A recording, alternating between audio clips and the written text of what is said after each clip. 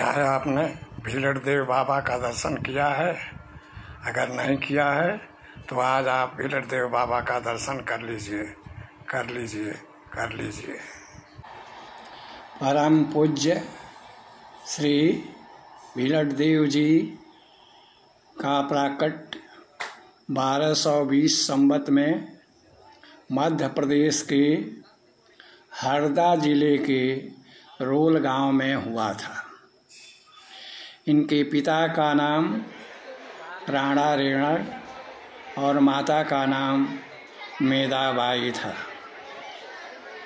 निमाड़ के प्रसिद्ध संत सिंगा जी की तरह ही गौली परिवार में गोपालन कर जीवन यापन करते थे। इनका परिवार सुखी समृद्ध होते हुए भी एक संतान की कमी से जूझ रहा था।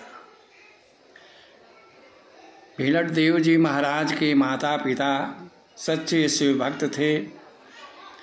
एक बार शिव जी प्रसन्न होकर उनके माता पिता से बोले कि आप वर मांगो। तब उनके माता पिता ने निसंतान का कलंक मिटा देने की बात कही। शिव जी ने कहा कि पुत्र, तुम्हारे किस्मत में पुत्र का संयोग नहीं है, लेकिन मेरे बलराम के फल के स्वरूप एक तेजस्वी बालक का जन्म होगा। लेकिन वह बालक तुम्हारे पास तभी तक रहेगा जब तक मैं चाहूँगा। शिव जी की कृपा से भीलड़ देव जी का जन्म हुआ। एक समय शिव जी ब्राह्मण का वेश बनाकर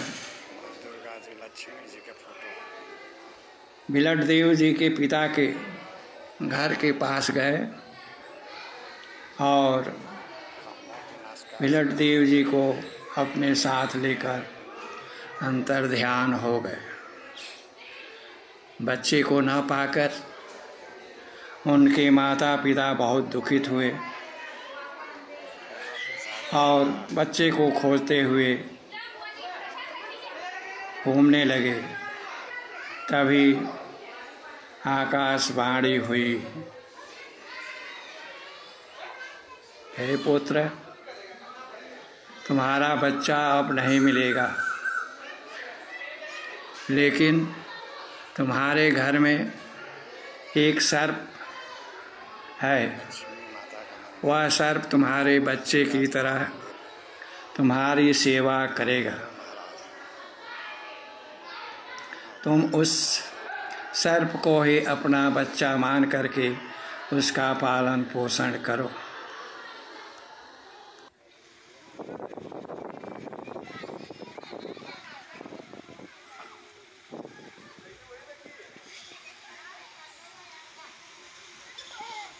तुम्हारा सर्प नाग देव भी तुम्हारे पुत्र की तरह तुम्हारी सेवा करेंगे।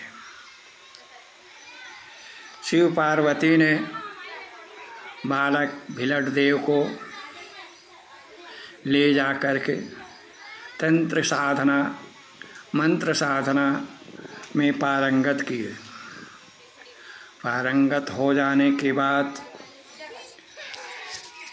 भीलड़ देव जी बंगाल जाने की इच्छा प्रकट किए, क्योंकि उस समय बंगाल में तंत्र मंत्र अंधविश्वास का बहुत प्रचार था। तब माता पार्वती ने कहा कि पुत्र, तुम अपने भाई भैरव जी को भी अपने साथ लेकर जाओ। दोनों भाई बंगाल की यात्रा पर गए और बंगाल में पहुंच करके बहुत से तांत्रिकों से संवाद बल प्रयोग करके उन्होंने पराजित किया, जिसमें से कुछ तांत्रिकों में गंगा, तेलन, मियाँ, लाल फकीर, लुनिया चमार, कपूरिया धोबी आदि को पराजित किया। इससे प्रभावित होकर के बंगाल के राजा गांधी की कन्या राजल से विवाह कर दिया और विवाह करके राजल को साथ लेकर के चौरागढ़ आए। तब शिव जी ने कहा कि तुम्हारे अवतरण का उद्देश्य पूर्ण हुआ, अब तुम दीन दुखियों की पीड़ा दूर करो। नाग देवता के कारण ही नांगलबाड़ी का नाम नांगलबाड़ी पड़ा।